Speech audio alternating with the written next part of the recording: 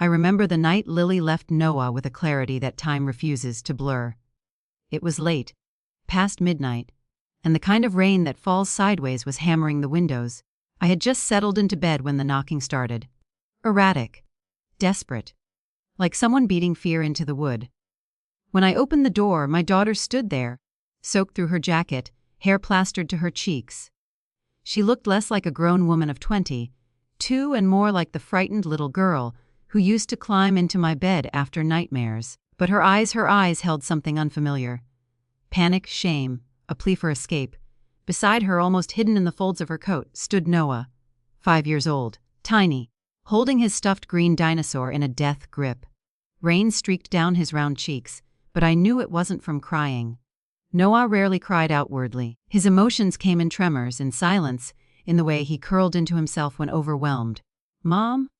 Lily choked out, voice cracking like a broken branch.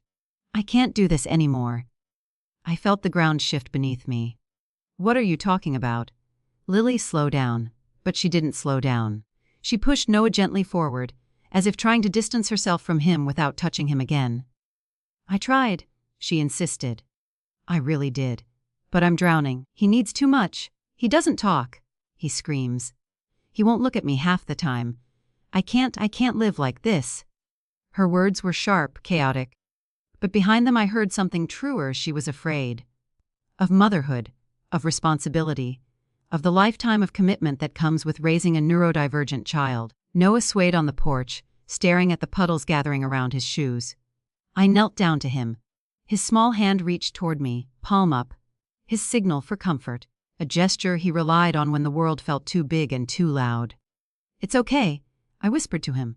"Come here, sweetheart." He stepped forward and let me scoop him into my arms. His body was cold and trembling, but he didn't resist. He tucked his face into my shoulder like he always did when he needed someone to be his anchor. "Lily," I said softly, my voice shaking, "come inside. We'll figure this out together." She backed away like my words were fire. "No," she said. "Mom, I can't be a mother. Not to him. I don't have it in me. You can't just leave." I whispered, horrified. "He's your son." She bit her lip hard enough to draw blood. Then she forced herself to meet my eyes, just once. "He'll be better with you," she said. "He needs someone patient. Someone who doesn't panic every time he shuts down. I'm not who he needs." She dropped Noah's tiny backpack onto the porch. The sound felt like a door slamming shut. "Please," she whispered, "just take care of him." Then she turned and walked into the rain. No goodbye kiss. No last look at the little boy who still carried her features in the curve of his cheeks. I stood there holding Noah as the water drenched us both. He didn't cry. He simply pressed his warm hand against my collarbone, grounding himself in the only way he knew. I pressed my cheek against his hair and made a silent vow, one I have lived every day since. "You're safe," I whispered. "I've got you. I'm not going anywhere." That night, Lily vanished from our lives. But Noah became the center of mine. Life with Noah settled into a rhythm, quiet, fragile, but steady.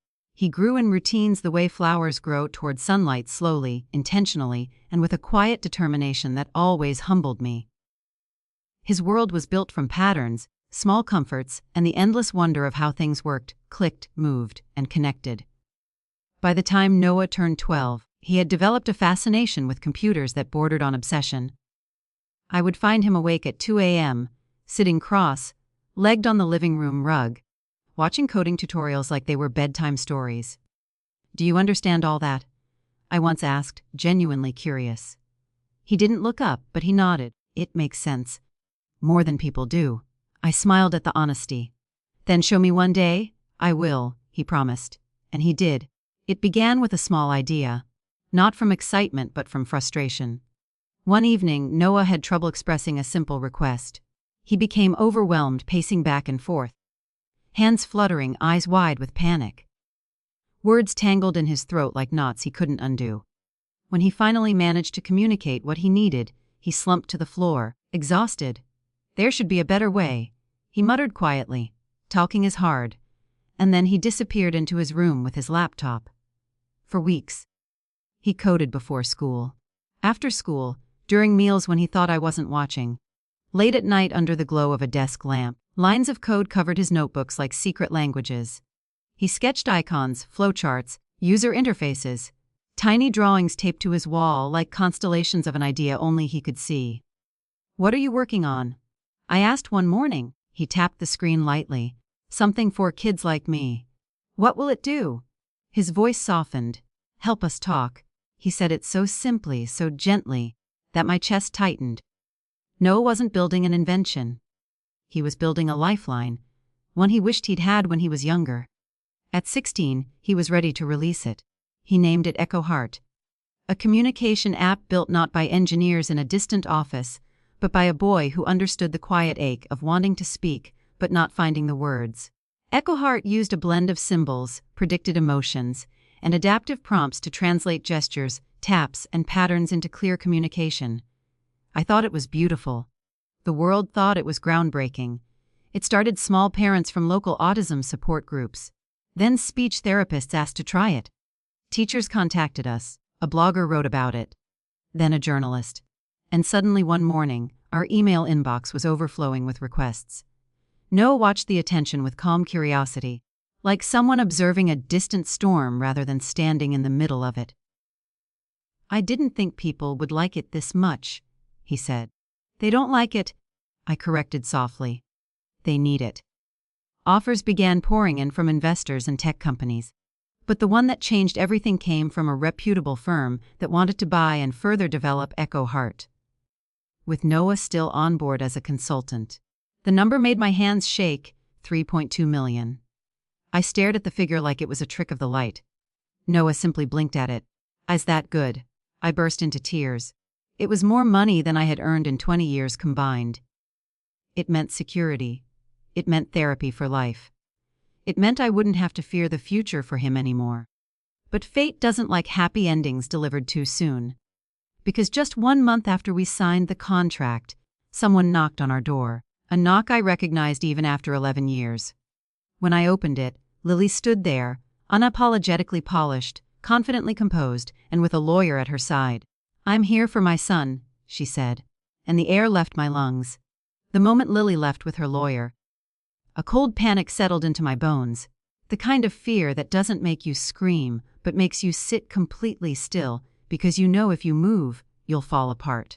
My hands trembled so violently I had to sit down. My world, Noah's world, had cracked open. Noah stood in the hallway, his face calm but his fingers tapping lightly against his leg, a sign of stress he rarely let others see. "Grandma," he asked softly. I opened my mouth, but I couldn't form words. Instead, I reached for him and pulled him into a tight hug. He let me hold him, his body warm and grounding. "I'm so sorry," I whispered. "I'm so sorry." "You didn't do anything wrong," he murmured. But I felt like I had. I should have legally solidified everything years ago. Custody, guardianship, parental rights.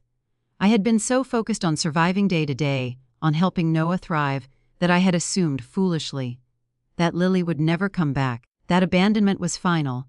But money had a way of resurrecting people who had long buried themselves. The next morning, I called an attorney recommended by one of the parents from Noah's therapy group. His name was Thomas, a calm man with a tired face and the kind of voice that made you believe he'd seen every legal nightmare imaginable. He welcomed us into his office, shaking Noah's hand like he was any other teenage boy, not a tech prodigy or a vulnerable child in danger of being ripped from his home. "So," he began gently, "tell me everything I did, every detail, every memory, every absence, every unanswered birthday, every holiday with an empty chair, every therapy bill I scraped together money to pay because I believed Noah deserved the chance to communicate with the world." Thomas listened silently, fingers steepled beneath his chin. When I finished, he sighed. A long, heavy sigh that made my stomach twist. "I'm going to be honest," he said. "Legally, we might lose." It felt like someone knocked the air out of me. "How?" I whispered. "She abandoned him." "She did, morally," he agreed. "But abandonment, without signed papers, doesn't remove her parental rights. And the timing, well, her lawyer will argue she's coming back into his life now because she's finally stable. Not because of the money." My vision blurred with tears. "I can't lose him," I whispered. "He is my son in every way but blood." Thomas nodded sympathetically. "I understand. But courts don't run on emotions. They run on evidence. Do you have proof of her neglect? Messages? Letters? Anything?" I shook my head helplessly. But beside me, Noah slowly sat up straighter. "I do," he said. Thomas turned to him, eyebrows raised. "You do?" Noah nodded. "She emailed Grandma a long time ago. And she sent voice messages when I was little." I kept copies. I stared at him, stunned. "Sweetheart, why didn't you tell me?"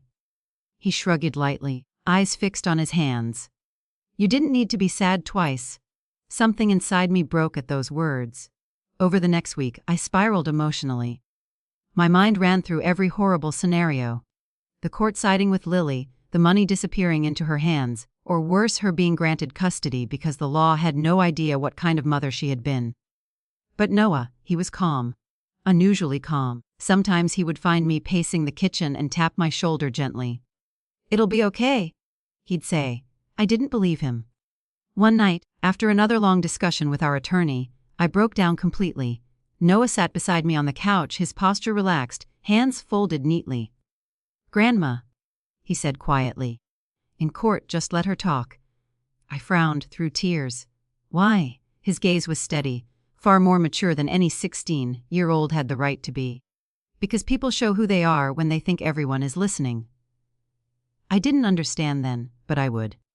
Soon, the courthouse smelled faintly of old paper and polished wood, the kind of place where truths are meant to stand taller than lies. Yet I felt like I was drowning in fear. My palms were cold and damp as I clutched Noah's hand. He didn't pull away, his fingers wrapped around mine with a steady warmth I desperately needed. Lily sat across the room, perfectly composed, dressed in a blazer far nicer than anything she owned back when she was struggling. Her hair was styled, her makeup flawless. She didn't look like someone fighting for her son. She looked like someone posing for a magazine cover titled, "How to Look Like a Caring Mother." Her lawyer whispered in her ear, while she nodded with an expression meant to look heartbroken. I recognized that look. I had seen it 100 times when she lied as a teenager. But this lie was bigger, much bigger. The judge entered. Everyone rose. My legs felt like wet clay, but Noah stood straight and calm, hands folded in front of him like he was presenting a school project, rather than fighting for his life. Lily's lawyer spoke first. He painted a portrait of a young, overwhelmed mother who struggled with mental health, but always loved her son deeply. He spoke of her years of silent suffering, her longing to return, her fear of not being accepted. He said Lily was now ready to reclaim her rightful love and help him manage his overwhelming new responsibilities. When Lily took the stand, she dabbed her eyes with a tissue so aggressively I wondered if she was trying to wipe away guilt or smear sadness on her cheeks. "I never stopped thinking about him," she said dramatically. "Not one day. I always planned to come back. I just wasn't stable." My stomach turned. "She's lying," I whispered to our lawyer. He whispered back, "We can't interrupt. Let her finish." Lily continued, her voice cracking on cue. "I've missed so much. I want to be part of his world now. I want to be his mother again." I clenched Noah's hand. My boy remained unmoving, expression unreadable. After Lily's performance, the judge turned toward us. "Would Noah like to speak?" Our lawyer leaned toward Noah. "You don't have to."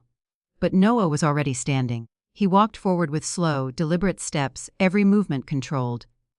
When he reached the stand, he adjusted the microphone with a subtle precision that made the room fall silent. "Yes," he said. "I want to talk." His voice was calm, clear, steady. It carried weight, not because he was loud, but because he was honest. "I have evidence," he said softly.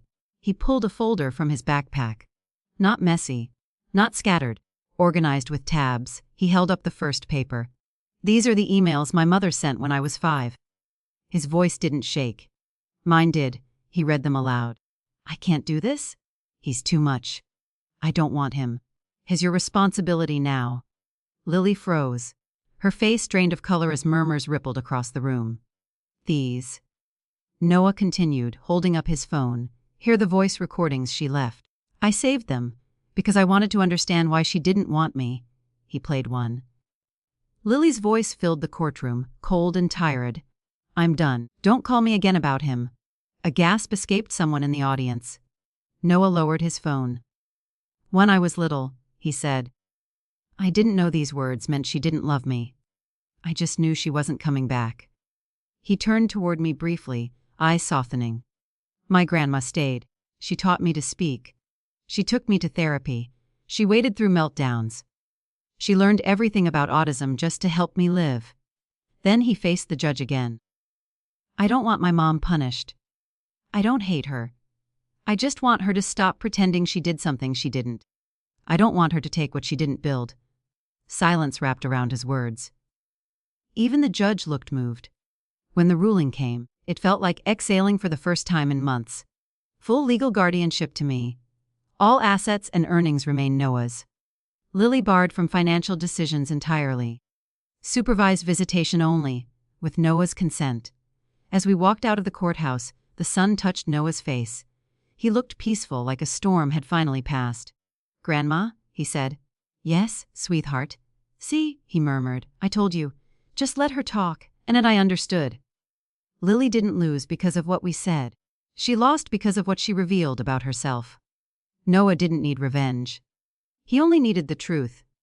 And the truth had spoken louder than any lawyer ever could.